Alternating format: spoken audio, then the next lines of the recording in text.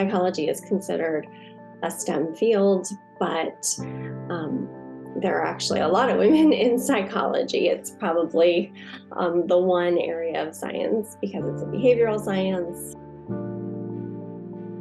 I was fortunate to be born into a family where the intelligence of girls was recognized to be equal to that of boys. And that way I was lucky.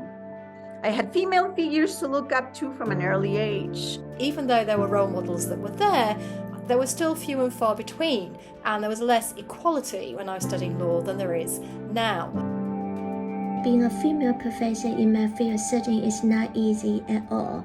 The gender wage gap, the low visibility of female professors in the leadership and senior positions, all those are important and significant and consequential issues. You have extra layer of barriers to overcome.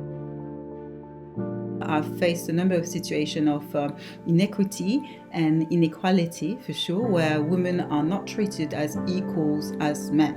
Really, the inequities in academic psychology are similar to the inequities that women experience probably in any profession. When you reach senior leadership positions, it seems to be a sort of territory of men, and this is where violence unleashes itself. I think you have to be very resilient, very fierce, and at the same time be able to let it go. In my early years as an archaeology student, I was exposed to rural life in Mexico on a regular basis. Those were times when local men of different ages often assisted us with survey and excavations.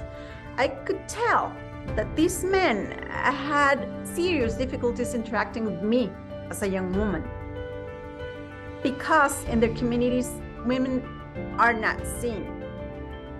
I went to an academic conference. There was a panel discussion about how to publish in their journal. I was a tenured professor. I finished my dissertation a long time ago.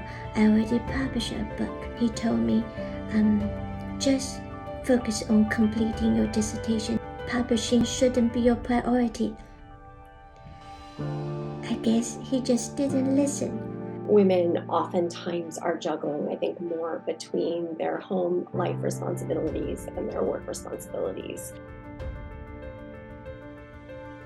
Inequities that women experience in really any professional setting, a lot of times the responsibility seems to fall on women then to fix this problem because we're the ones affected by it, so therefore we need to fix it. But by default, because of the inequity, we're already doing more. So really what we need is people around us to fix the inequity. Individually, if you're in a position to say something or do something, then say it and do it. At the organizational level, we could start with the hiring practice and then go with some comprehensive policy reform. I believe tackling equity issues requires an understanding of the root causes of outcome disparities within our societies. The possibility of creating real equity actually grows from within each of us, of our own willingness to fundamentally shift the way we think about it. I think it's really important for us to think very carefully about encouraging women in particular who are not as far on in their careers, and just being open about these experiences and being willing to share them and help and encourage and facilitate women to keep coming through. The job isn't over.